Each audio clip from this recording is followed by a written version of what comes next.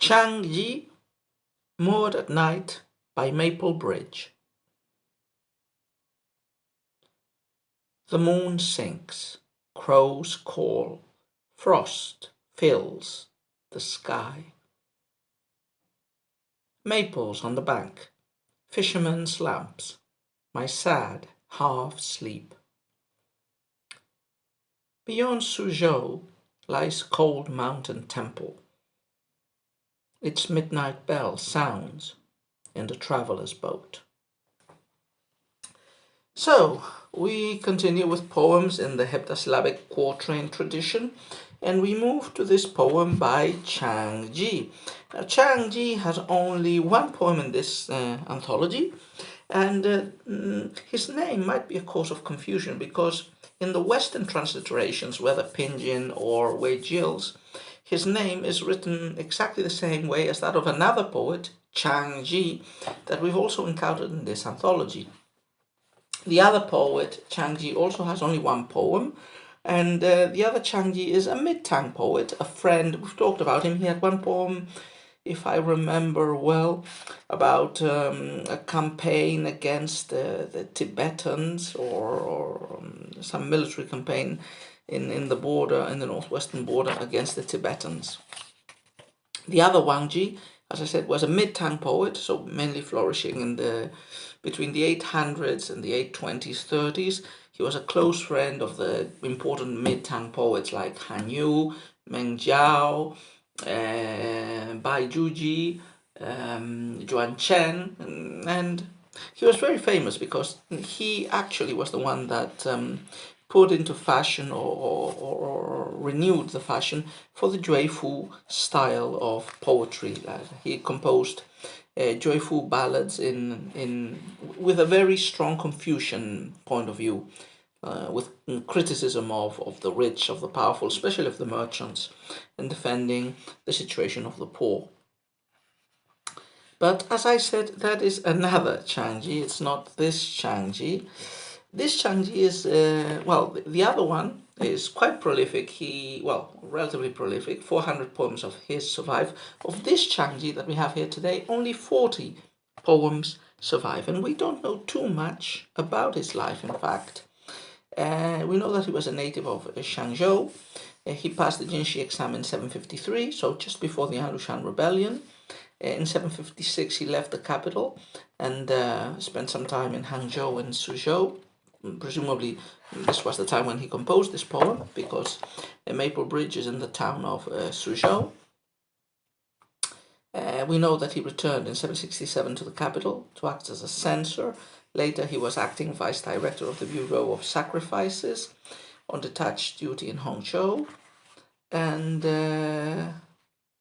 he had a few other minor postings, probably died around 779. So his florid would have been in the transitional period between the High Tang and the Mid Tang, equivalent to the Dali era. You will remember the Dali era is famous for a bunch of poets called the 10 poets of the Dali era. Among them was not included Zhang, so he wasn't held in enormously high esteem. But nevertheless, this poem of his is. I don't think it would be too daring to say that this poem is among the top 5 poets of classical Tang poetry, at least among the 5 best well-known and generally best appreciated by the critics, and still read and still evaluated positively hundreds of years ago and today. I won't say the most famous, but it's definitely in the top 5, probably even in the top 3. So this poem in a way redeems the poet, even if his other productions might be mediocre. This poem of his, is as famous as anything that was produced by the pen of Li Bai or Du Fu or Wang Wei. Now, this poem has been studied a lot. In one way, it represents very well something that I've been talking about in previous videos. So, before the Tang, there were basically 2 big strands in Chinese poetry that ended up merging just before the Tang era, but the flourishing of this synthesis really happened in Tang poetry. On the one hand, there was an expressivist poetry that came from the remote past, and it was then colored with political intentions by the Confucians during the late Warring States and the Han period, it again resurfaced as a poetry of subjectivity, of expressing feelings in troubled times at the end of the Han and the Jianan era. So this is one strand of Chinese poetry. Poetry as expressing intentions, as expressing the feelings, whether it be emotional, political, subjective, of the author. And in this, the whole Chinese poetic tradition has this kind of a romantic, expressivist strain, which it's very present in the earliest texts of literary criticism and on talking about poetry in China. The idea that poetry is an expression of the person, just like in Romanticism, poetry is an expression of the genius of the great poet. So the Chinese share this idea that poetry is basically an act of communication, an act of expressing and transmitting feelings, of venting them out when they frustrate and accumulate in your bosom. And this strand was united, a new strand developed during the period of disunion, which was landscape poetry.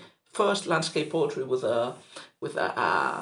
wasn't really landscape poetry, it was a metaphysical Taoistic poetry that indulged in dark language and dark theological images extracted from Taoism, which included, images of nature as acting symbols or metaphors for the Taoist truths. And this poetry continued to evolve into a real, purely descriptive poetry of nature, as can be found in the late, let's say, in the late 300s, early 400s of our era, by the brush of Tao Qian or Xie Yung. And later on, in the late 400s, in the 500s, this trend continued by merging the two types of poetry, the subjective expressivist one with the landscape one, that is using the landscape to express feelings. And this is attained by some of the poets of the late poets of the period of disunion. As we say, the Tang managed to achieve a very good synthesis between this landscape poetry and this subjective poetry. And basically what they did was, in their best poems, they show pictures of a landscape which includes a coded, hidden, but easy to understand if you are used to reading about Chinese landscapes and the associations that the seasons or the plants generally have for the classical Chinese mentality, of feelings. So nature, an implied nature, even without any description of the feelings, a described nature shows the feelings of the poet. So that is, if the poet chooses to describe an autumn landscape, even if he doesn't say so, he is feeling sad and he is expressing sadness. And again, if a poem is describing spring, unless the poet contradicts the general tone of the sights of spring in the poem, the mood is probably celebratory and joyful and so on. So this synthesis also has another positive effect in that it creates reverberations and it forces the reader to be more active. Like in classical Chinese poetry, the reader always has to be active because the conciseness of the classical Chinese language creates a great deal of ambiguity in the poem, especially in short poems like these ones, quatrains or shi, where there are not many lines and not many characters, and the reader is supposed to fill the gaps with his own imagination and with his own story. And as we mentioned before, classical Chinese has no indication of number, of tense most of the time, hardly uses pronouns, so you really need to decide while you're reading the poem without a specific context if the person, who is the person that is the protagonist of the action, or persons, when is the action taking place, a lot of things. And this has a positive effect, a positive aesthetic effect that connects with the ambiguity that was so praised in the new criticism of the 1920s, 30s, 40s of Anglo-Saxon criticism.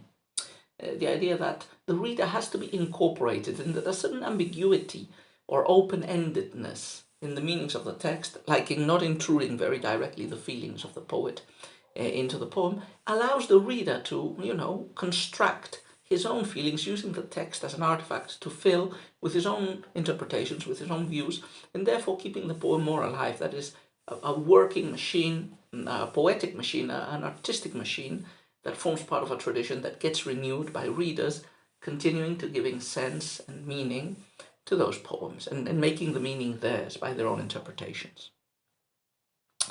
Okay, so all this long prelude is just to indicate that this poem very well represents what we have just been saying. It's a poem that is quite descriptive. It does not make any explicit statement of the poet's feeling, but the accumulation of natural and cultural images that infuse the poem very clearly point in the direction of sadness and melancholy and other such topics. So the topic of the poem is, you could say it's traveling, with a landscape, with a landmark, which is the Maple Bridge. Now, Maple Bridge is a bridge in the town of Suzhou. It's still preserved today. I think they made a bronze statue of Zhang on the bridge. So if you go to the city, you can take a picture next to the poet, or the bronze semblance of the poem. So this is a landscape poem. We know that the poetic persona is traveling through Suzhou, and he is mooring at night by Maple Bridge. We've already encountered some poems in this anthology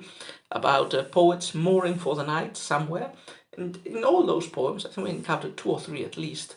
In all of them, the tone is sad and melancholy. And like you have the poet's complaints at being far from home, sad, generally in a wild, abandoned, natural landscape.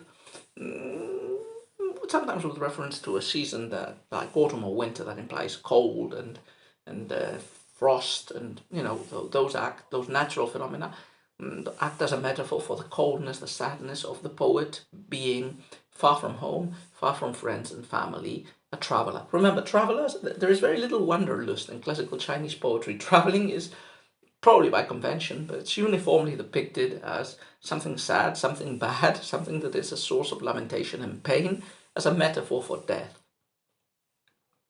for the most part.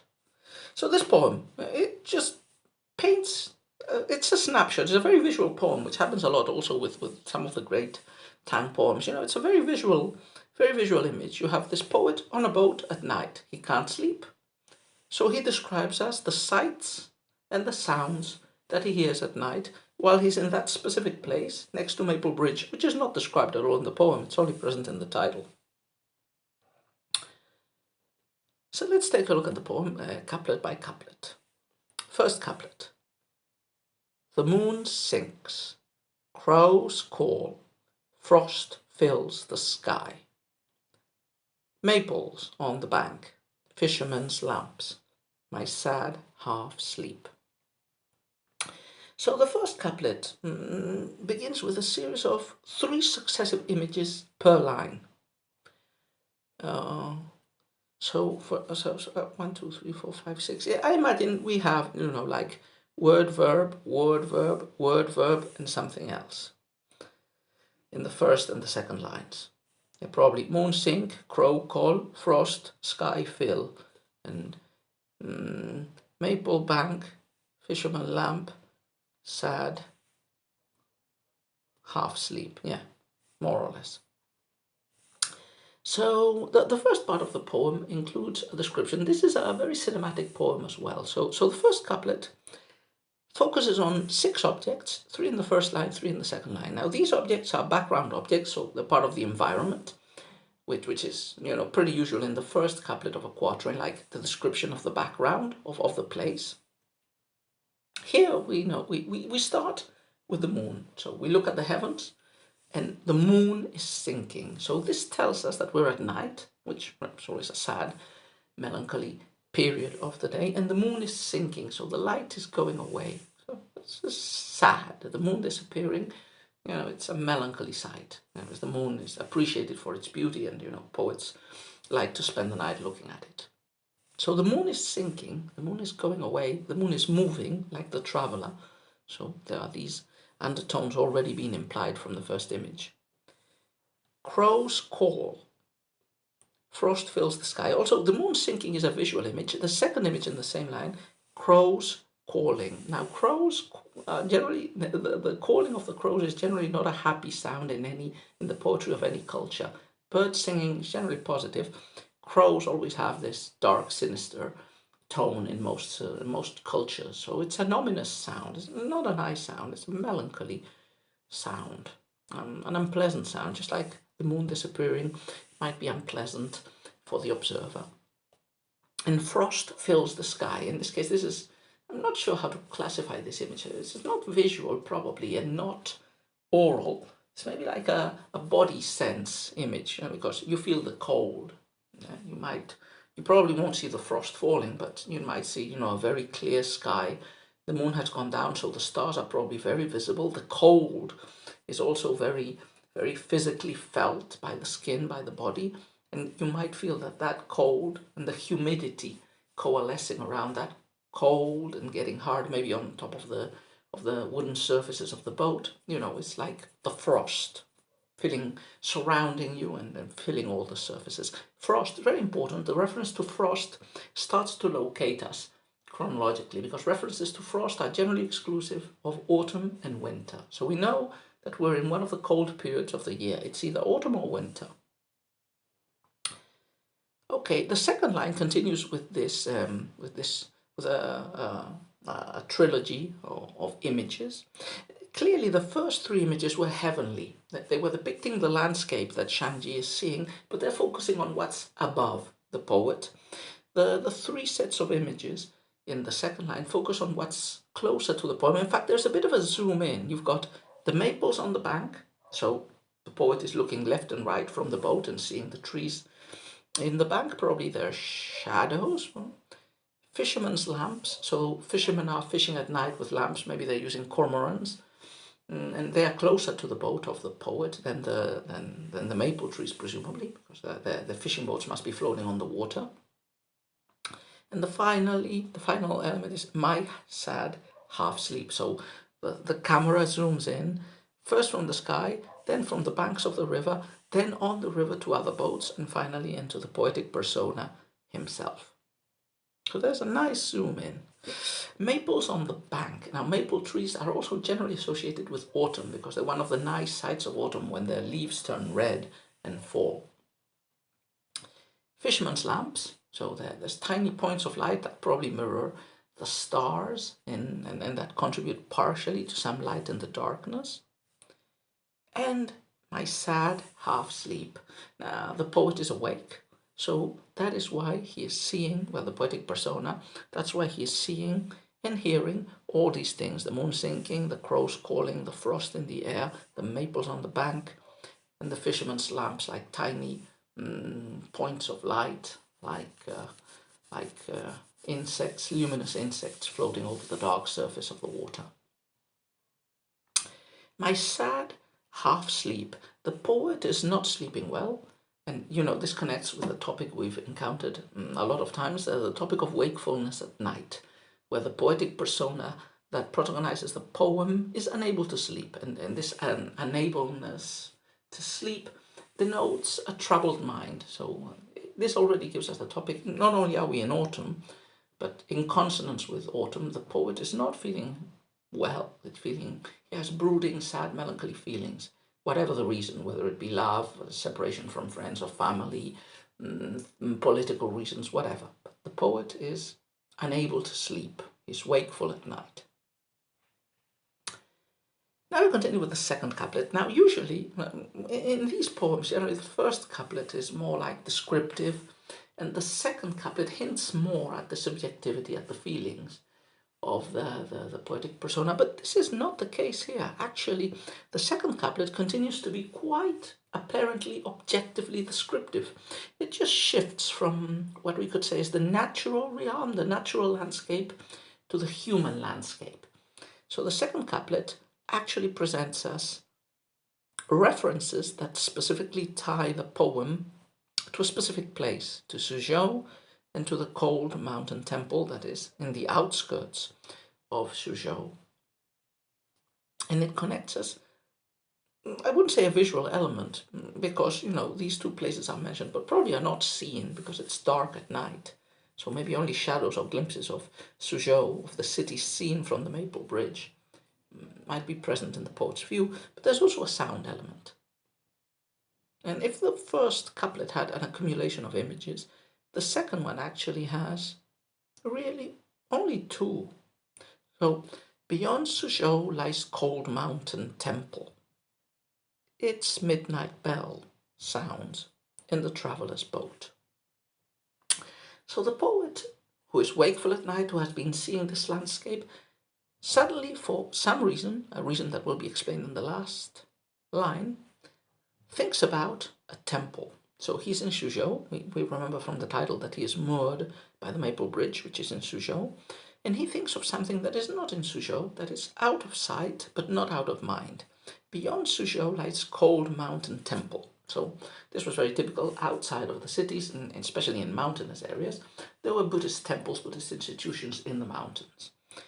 So the poet remembers or thinks about this Cold Mountain Temple, and the name also connects, even though it's the real name of a temple outside Suzhou, its name connects well with the images that have been shown, that have been progressing in the poem. Cold mountain, so an image of coldness and of loneliness in the mountain, probably. So there, beyond Suzhou, lies this Cold Mountain Temple. Why is this temple referenced? Well, the first line tells us, because the poet hears a sound coming from the temple. Its midnight bell sounds in the traveller's boat. So in Buddhist temples, it is typical to ring bells to mark the hours, to toll the bells. And I think there are some polemics. There have been articles written to inquire if actually bells were rung at midnight at the time that Zhang is writing this poem. So is this a real bell that is heard by the poetic persona, or is it an imagined bell that is heard in the heart, in the mind of the poet? Leaving that aside, the idea of the ringing of the temple bell and the hearing of this ringing connects the sadness and the melancholy that was inscribed in the natural autumn landscape in the first part of the couplet with a human and cultural feeling of sadness and melancholy.